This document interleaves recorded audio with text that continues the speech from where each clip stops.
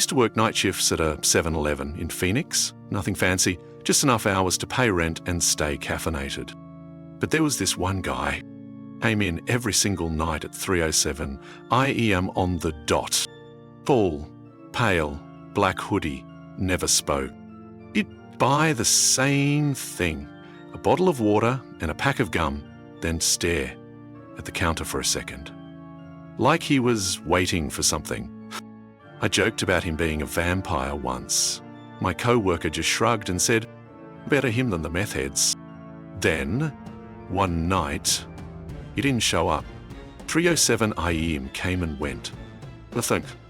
Next day, still no show. Out of curiosity, I checked the local news. Front page story. Man struck by freight train, death ruled accidental. Time of death? Around 3:00 IMM. And the photo? Yeah, it was him. He tried to shake it off. Coincidence, maybe. But 2 nights later, he walked in again. Same hoodie, same gun, same silence. Except this time, he looked directly into the security camera and smiled. I didn't sleep after that, and I never saw him blink. Next week, corporate shut the store down for renovations, but I still have the footage.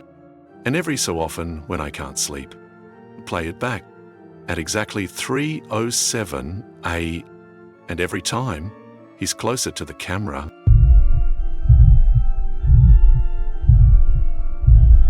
This happened during my summer job at a 7-Eleven in a small town outside Cincinnati. Quiet place. The kind of store where nothing ever really happens. Until one night, I was doing stock in the back room around 2 AM. My co-worker had gone out for a smoke. I was alone. Except for the buzzing lights and that ever-present hum from the fridge compressors. I went to grab something from the employee locker, a crappy metal cabinet against the far wall. But when I opened it, inside wasn't our usual junk. Instead, it was completely empty, except for a photo, in a black and white photo of me, standing in front of the store. Same uniform. Same posture, same name tag. Except here's the thing, I'd never seen that photo before, and I certainly didn't pose for it. It was dated in the corner, July 18, 1997. Problem is, that was 10 years before I was even born. Called my manager the next morning, freaked out. He said he'd look into it. A few days later, I get a call. He sounded shaken. He found records of a robbery at that exact location. Back in 1997, the night clerk, a 19-year-old named Daniel, was killed, shot in the chest. When they pulled the archive news footage, the resemblance to me was unreal. Same eyes, same hair, even the same mole on the cheek. To this day, I don't know what to believe. Reincarnation, time loop, all I know is I quit the next week. But sometimes, when I walk past any 7-Eleven, I feel like someone's watching me through the glass.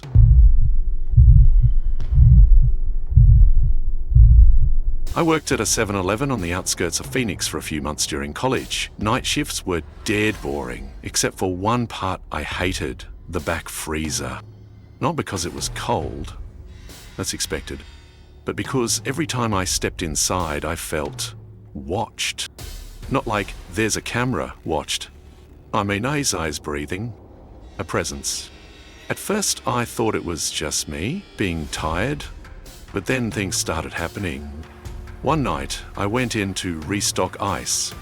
Door swings shut, nothing new, except this time, the light flickered out. Total darkness. Then, a whisper. I froze, literally and mentally, and then I heard a sharp scraping sound, like something dragging a metal claw across the freezer wall. I fumbled for my phone, used its flashlight. That's when I saw it. A handprint pressed against the inside of the freezer wall, but not like a normal handprint. Big. Fingers too long, almost skeletal.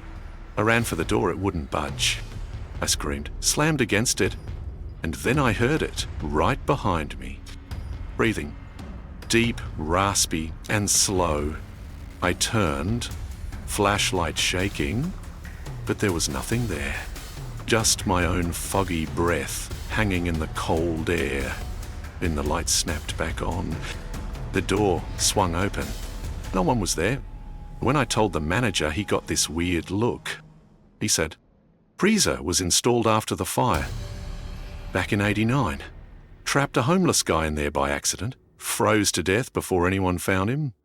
I put in my resignation that night.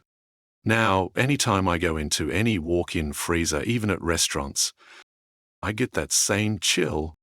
Like someone's just behind the door, waiting.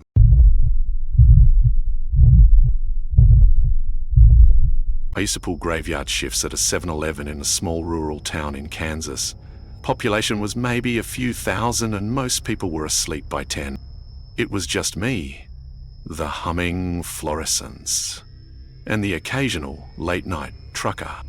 There was this regular though, tall guy, trench coat, wide-brimmed hat. Never spoke. Come in every night around 2:30, 3 a.m.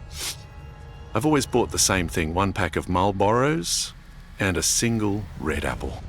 He'd walk up to the counter, slide the exact change forward without a word, and leave. It became such a routine that I stopped thinking about it. Until one night, he didn't show. I noticed the time, 2:30, 3. Nothing. Kind of a relief, honestly. The guy always gave me chills. But the next night, same thing. No show.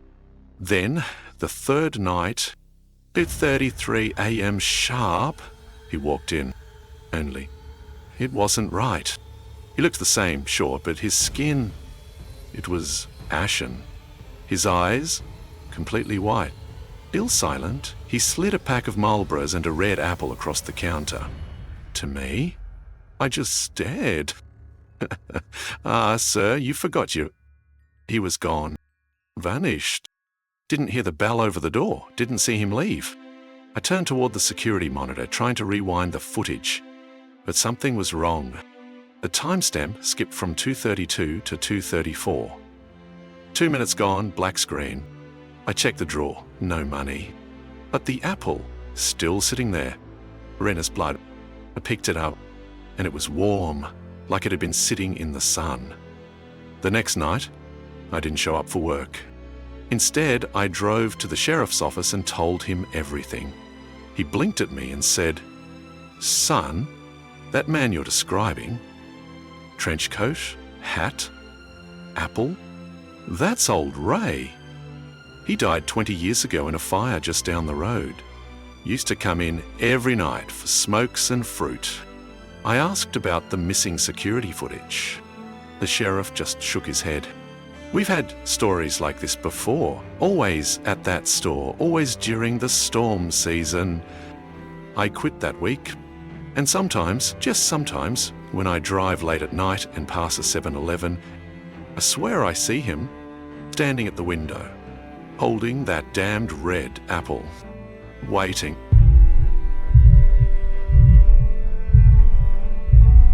This happened in 2019 when I was working the night shift at a 7-Eleven just outside Albuquerque, New Mexico. It was a quiet area. Not many people came by after midnight, maybe the occasional regular or a drunk wanderer. But this night was different from the start. At exactly midnight, the store lights flickered. Not unusual during a storm, I thought, except the sky outside was clear.